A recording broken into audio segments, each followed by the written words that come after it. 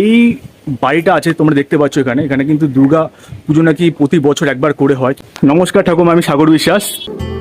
এটা কত বছর ধরে এরকম আছে? 400 বছর উপর হয়ে গেছে। 400 বছরের উপর হয়ে গেছে। হ্যাঁ। আচ্ছা আচ্ছা আচ্ছা আচ্ছা। কারণ আমি বিয়ে হয়ে আসতে শুনছি 400 বছর, আমার বিয়ে হলো প্রায় আমার হয়ে গেল 50-60 বছর। 50-60 বছর হয়ে গেছে। বনিদি বাড়ির এই দৃশ্য কিন্তু বন্ধুরা বাইরে থেকে অনেকটা এরকম দেখতে লাগে।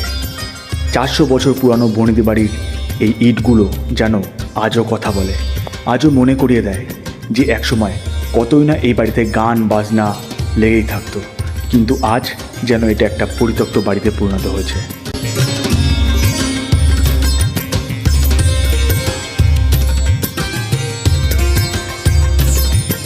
চলো বন্ধুরা, তোমাদেরকে একটুখানি ভেতর থেকে ঘুরে আনি।